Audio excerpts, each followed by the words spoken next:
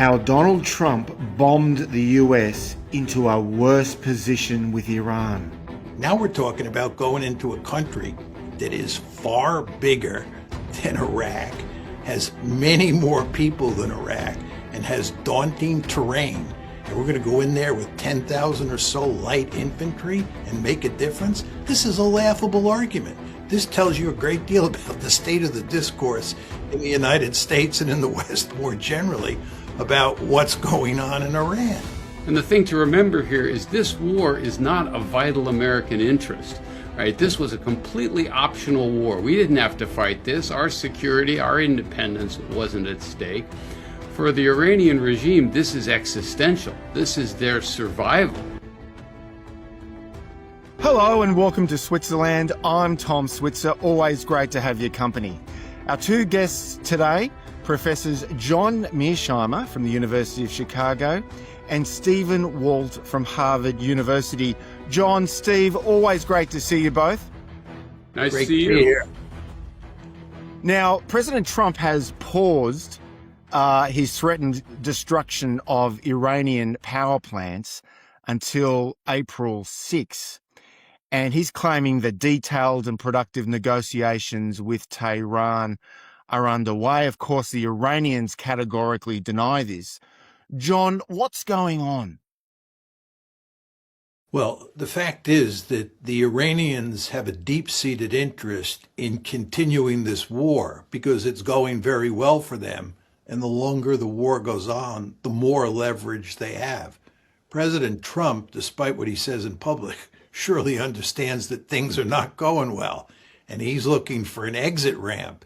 And he believes that he can work out a deal, or he hopes that he can work out a deal with the Iranians that allow him to put this war to an end on reasonably favorable terms for the United States. But again, I don't think that's going to happen because the incentive structure for the Iranians points in the other direction. John, let's just get this straight on the issue of negotiations. The President of the United States has asserted his government is doing negotiations behind the scenes with the Iranians, but the Iranians deny this.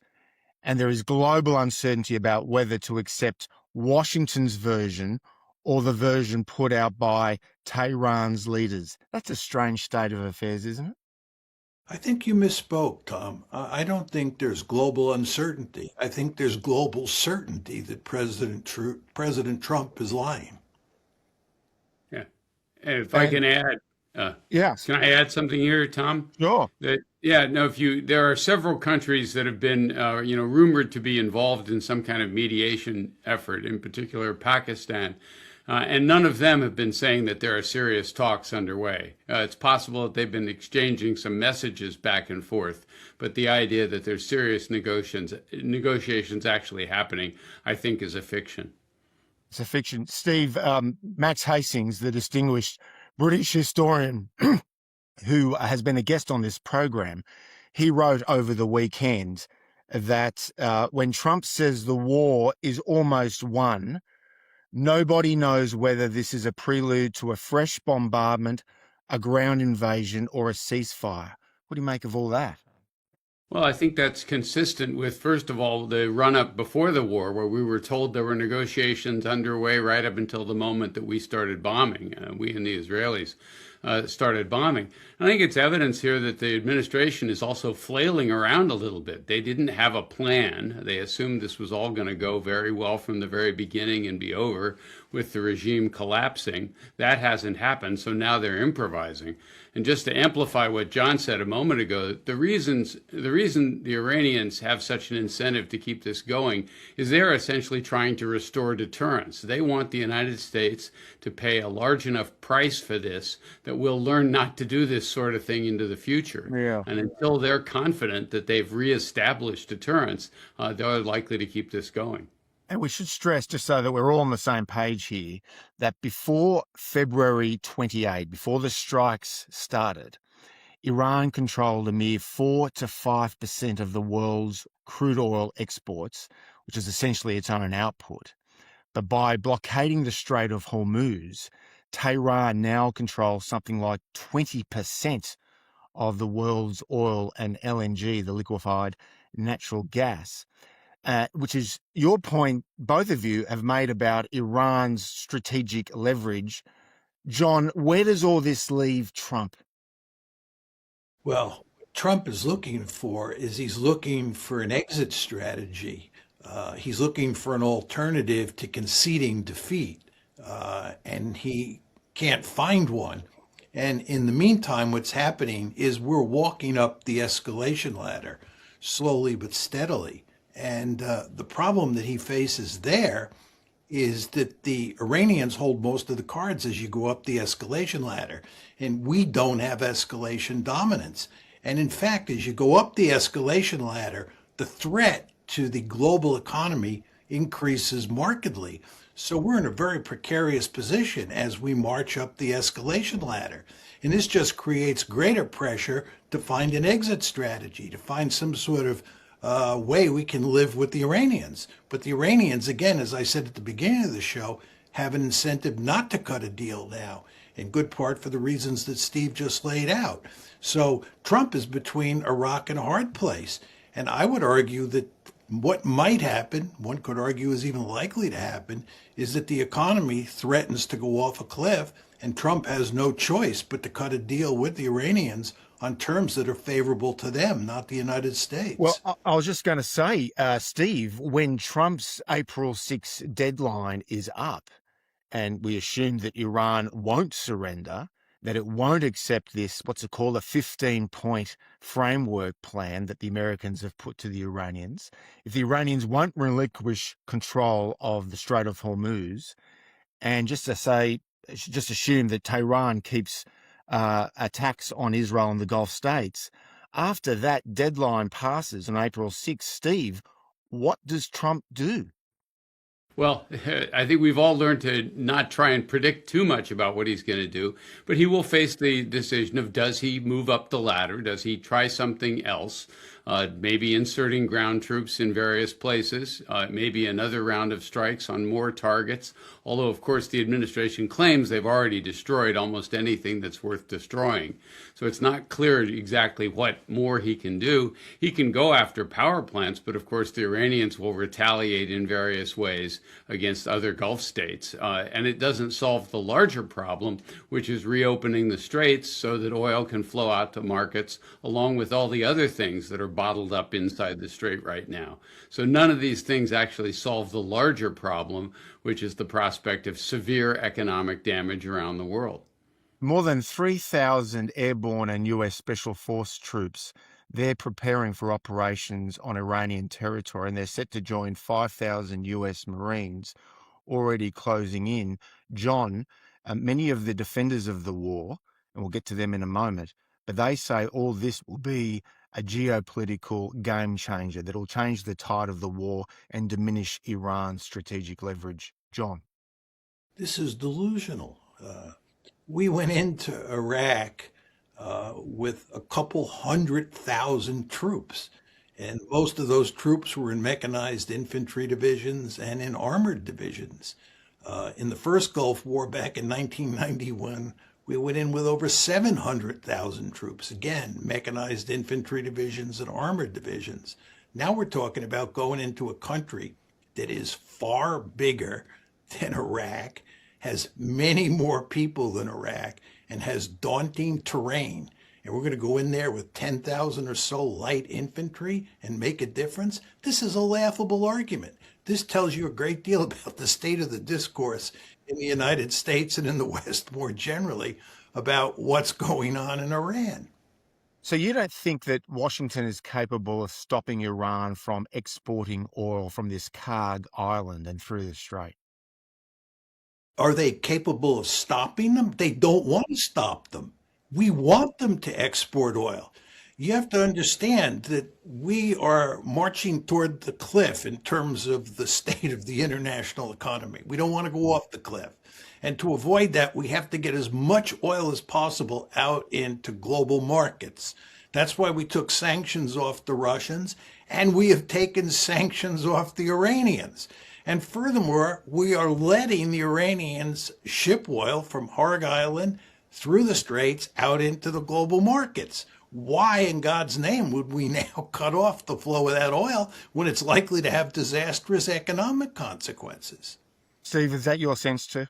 Absolutely. I mean, gaining control of Karg Island or even worse, destroying Karg Island would be shooting ourselves in the head for the reasons John just laid out there. Doesn't solve their problem at all.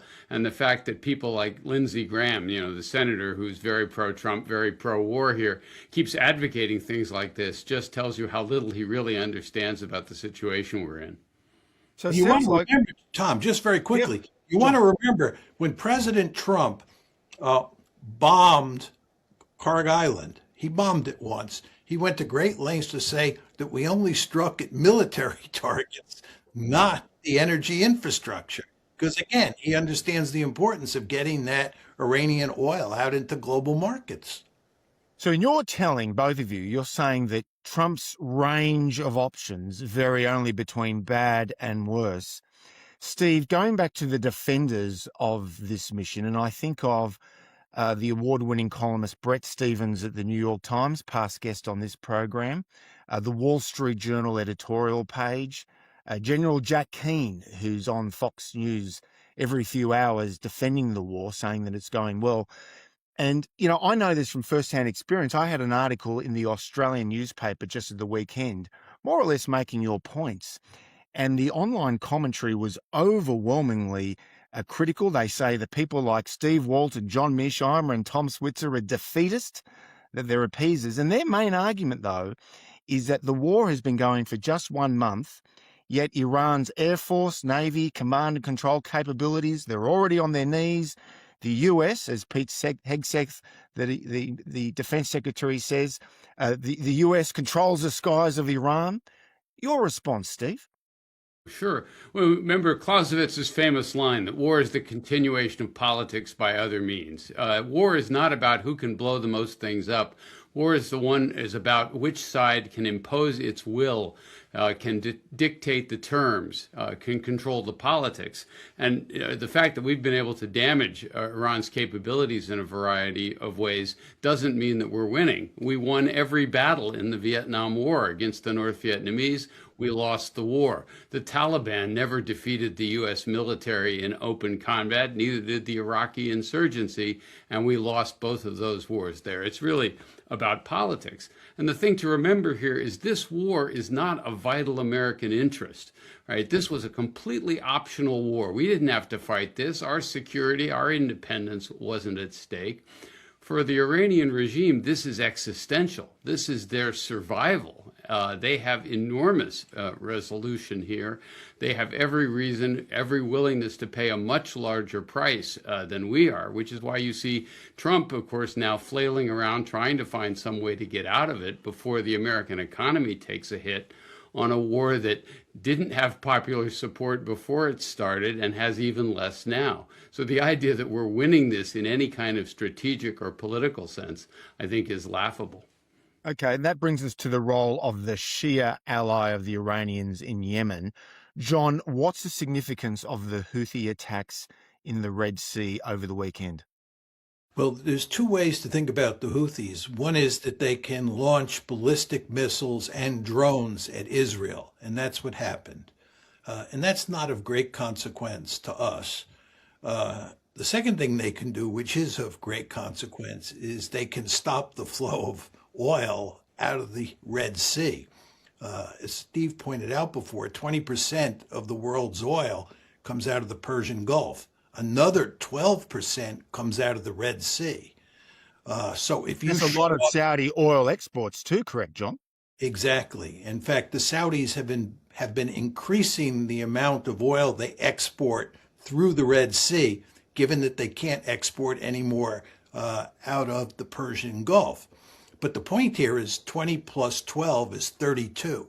And the consequences for the international economy of cutting off 32% of the flow of oil from the Middle East would be disastrous. And it's the last thing we want. But the Houthis, it's very important to emphasize, Tom, the Houthis have not done that yet. They make it clear that that is a serious option, but they have yet to say we have shut down the strait. at the bottom of the Red Sea. Well, Steve, do you And think Tom, the Red Sea could become the new Strait of Hormuz? Steve? yeah, no, I think that that's certainly a possibility. The Houthis have made it clear that that's one option they're considering. I just want to remind, actually, the listeners that this illustrates another tendency one ought to keep in mind. And that is the longer wars go on, the more they tend to expand, the more they tend to get bigger. The participants keep looking for new ways to try and bring more pressure to bear on the adversary. Third parties start getting involved, either to help one side or the other, or to exploit it in some other way, take advantage of the fact that we're distracted. So the longer this goes on, the more likelihood that you see complications arising in a variety of other places, both within the region, but also possibly in some other parts of the world. It's very much in everyone's interest to get this shut down as quickly Yeah. as possible, but that's not going to be easy to do. Okay, so just to clarify here, the intervention by the Houthis in the Red Sea, this could raise the risk of both routes, so both the Strait of Hormuz and the Red Sea, they could become largely impassable. I mean, that is really something to contemplate. But at the same time, John, as you know, the president has flagged the idea of withdrawing from this operation in coming weeks, shutting it down, if you like. But if that's the case, what does Iran do in response, John? If Iran has sent off the US, would they keep the Strait of Hormuz closed? Well, first of all, it's almost impossible for the United States to walk away from the Middle East. I mean, the Middle East is an area of great strategic importance because of the oil, and furthermore, because of Israel. And the idea that we just would abandon it flat out is almost unthinkable to me. No, I was talking more about Trump pulling out of the operation in Iran. Well, the Iranians still have a vested interest in keeping pressure on the United States and other countries around the world until they get a deal that they like. It's like giving up the Straits. I don't think the Houthis will give up the Straits until almost all the sanctions are lifted. You want to understand that we have inflicted an enormous amount of economic pain on the Iranians with our sanctions. Well, we're not going to lift those sanctions. I was going to say, can you imagine President Trump going to Congress asking for sanctions relief to Iran? No, in fact, if you look at the negotiations that were taking place before February 28th, they always inserted the word international before the word sanctions. They were talking about taking the international sanctions off. And the reason was that they couldn't take the American sanctions off. So I understand exactly what you're saying, Tom. But if you're playing the Iranian hand and the Americans don't want to do anything to take off the sanctions, at least in any meaningful way, it's in your interest to keep control of the Straits, make money by controlling the Straits, and put pressure on the United States and its allies to take off the sanctions. Steve, you talked about the Americans wanting to shut this down as soon as possible. But if the Islamic Republic survives, and that seems increasingly likely, if Iran keeps its nuclear program or is able to still enrich uranium, and it keeps its ballistic missile capabilities, and it controls the Strait, and meanwhile the Houthis control the Red Sea, how on earth could the United States end the operation against Iran? Well, that's exactly the dilemma that the Trump administration is facing. That having started this thing, they've created a set of circumstances that now are very hard to walk away from. I can imagine, again, if we really are facing the prospect of an economic disaster, that the Trump administration will find something that they can point to as a victory. Perhaps the fact that they were able to eliminate the Ayatollah, say that, get rid of the person they keep calling the most evil leader on the planet, and try to convince people that that's sufficient. I don't think it will convince very many people. And at that point, I think they have to hope, and again, with fingers crossed, that the Iranians will not try for much more, that they will ultimately be satisfied at having humiliated the United States, demonstrated our inability to impose our will upon them, and begin to try and restore sort of more normal relations, and then rebuild their own capabilities so that they can credibly threaten to do this again if we come after them. I don't know Okay. if they're going to do that. But that's, I think, what you have to hope for here. Yeah. Let's turn to the likely consequences of the US-Israeli actions here. And I just want to start with energy, John. As you know, energy markets are already showing serious signs of strain. You've got price increases, local disruptions, and all of that. But John, what would a sustained disruption to energy flows coming out of the Gulf, what does that mean? Just walk us through that process. Well, first of all, you want to remember it's not just energy flows, it's also fertilizer. Yeah. And Yep. one could make an argument that fertilizer not coming through the Gulf is worse than oil not coming through the Gulf, because that will have a catastrophic effect on the food supply in the world and have devastating consequences in the developing world. So And don't one lose. third of fertilizers in the world come through the strait, correct? That's right. One third. It's just the potential for disaster here is just not to be underestimated. But to go to your question about Mm. oil, the fact is that 20% of the world's oil comes through the Gulf. And if you look at the number of container ships that have come through the Gulf since the war started on February 28th, it's about 5% of the number that was coming through, coming out of the That's Persian right. Gulf on February 27th. Mm. Just think about that. Mm. This is going to have huge consequences. It's already having huge consequences all around the Well, world. this is why the markets are so jittery, correct? Absolutely. And then you get back to our discussion from a few minutes ago about Mm. shutting down the Red Sea. And furthermore, this has a cumulative effect. It's just very important to understand that. Most people will tell you that no matter when they shut down this crisis, if they do it tomorrow, it's still going to have significant negative effects on the world economy for a couple of years to come. That's if you shut it down tomorrow. But there's no sign that this is going to be shut down soon. And the consequences are just going to multiply over time. And I think you're staring at a problem that looks worse than the one we faced after the 1973 oil crisis. And there you had stagflation all around the world, including in the United States, for a significant number of years. There are some people who argue we have never fully recovered from that oil crisis. So if this one continues to go on, one can imagine a situation where you have consequences, economic consequences, that are worse than 73. Like the Titanic heading towards the iceberg, John.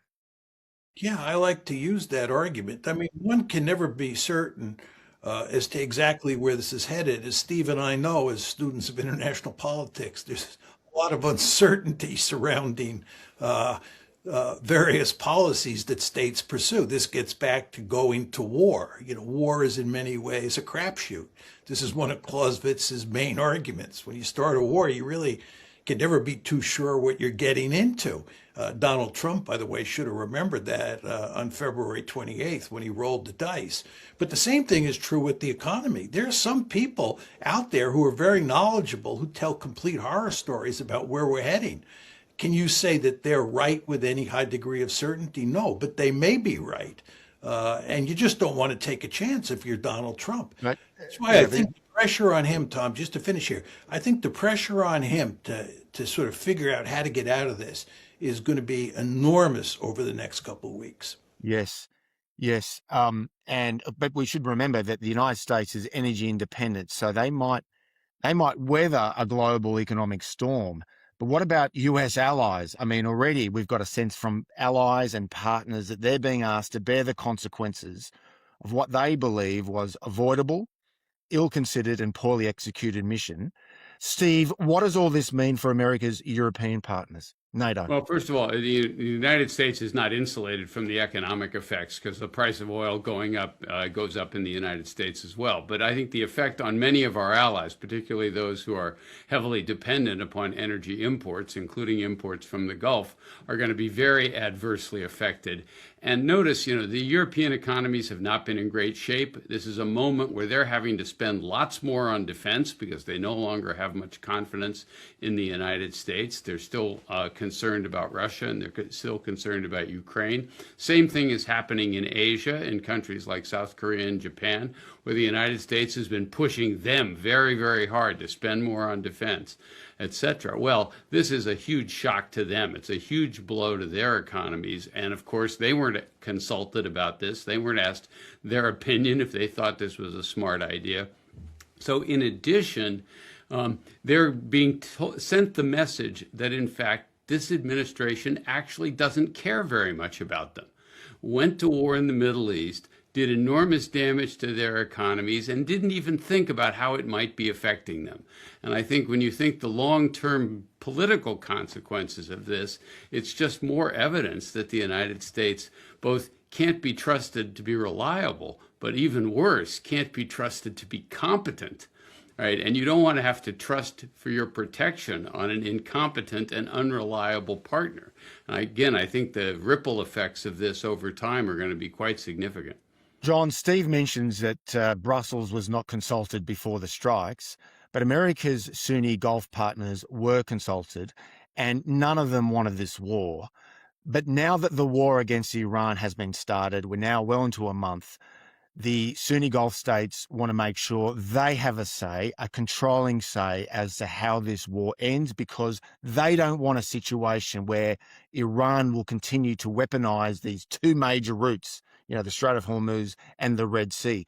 That's a lifeline for their societies and their economies. So how do America's Sunni Gulf partners, I'm thinking of Saudi Arabia, UAE, Kuwait, so on and so forth, how do they respond, John? Well, actually, you see something of a division among them at this point.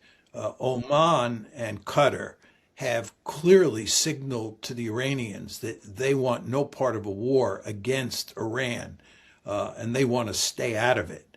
The UAE has looked quite bellicose and quite enthusiastic about pushing the United States to use ground forces and to up the ante in recent weeks.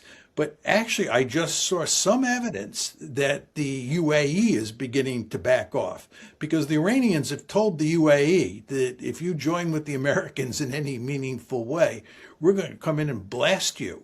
And they're well aware now that that is within the capability of Iran, given all the short-range ballistic missiles and drones that it has. So the UAE is even beginning to back off.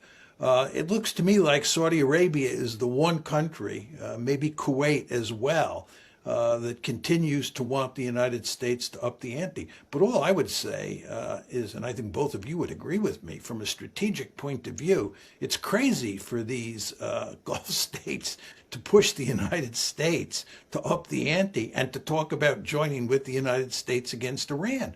Iran has the capability to do egregious damage to every one of these states. They should be asking the United States to put an end to this war immediately, not asking the United States to escalate. Yeah, but hang on, putting an end to the war, John, just to keep you on your toes here, would mean at least trying to come halfway to meeting Tehran's demands of reparations, sanctions relief that we mentioned earlier, and a commitment by Israel and America to never strike Iran again. That seems inconceivable. Tom, what you want to understand here is that given the genius of President Trump and his advisors, they've put him in a situation with that is the only viable choice they have left. You cannot go up the escalation ladder here. You're not going to win. And the potential for economic disaster is huge. So what are we going to do? We're going to end up eating crow. To use a phrase that we used to use when I was a kid, we're going to end up eating crow. That's what you're saying. And you're saying that's unacceptable. So I say to you, what's the alternative? Yeah. Yeah, bad and worse. Steve, we've dealt with the European allies, the Sunni Gulf partners. Let's turn just quickly to East Asia, the Indo-Pacific, where there's been that diversion of high-end systems such as THAAD and the Patriot missiles away from Northeast Asia to the Persian Gulf.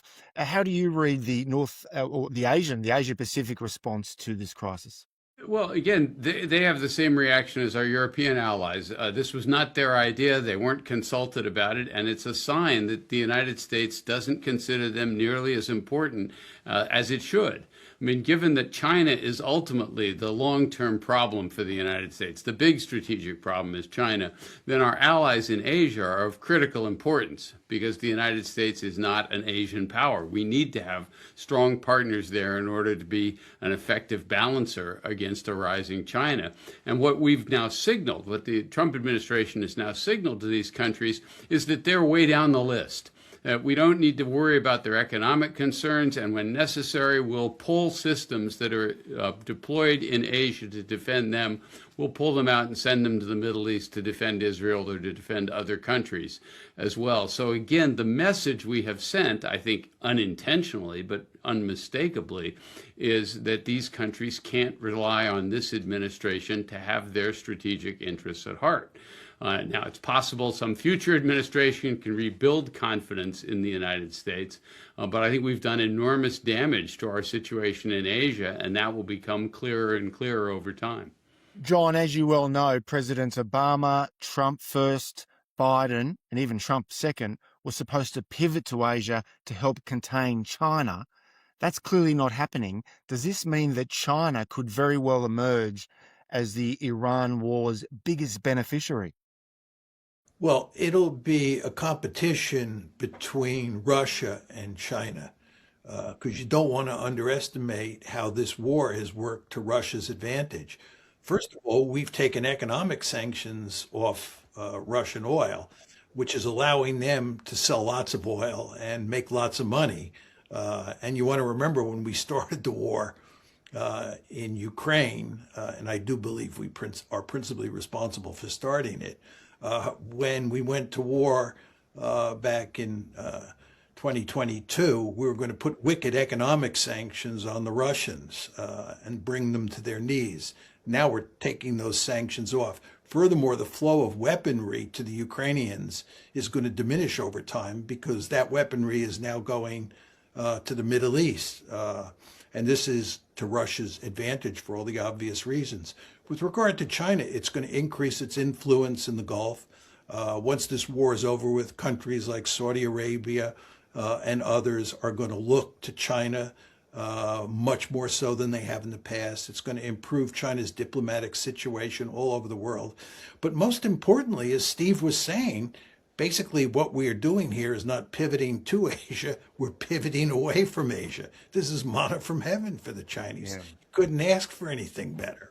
Yeah, I just wanted to add an additional point to that, and that is, there's this old line of Napoleon's, never interrupt an opponent when they are making a mistake, right? And so Beijing must be looking at this as, just a wonderful development, particularly because they have been trying to represent themselves for a long time now as a predictable, stable, reliable force in favor of world order, not starting a lot of wars, not getting involved, trying to overthrow other governments, someone you can do business with, even if you don't agree with them on everything.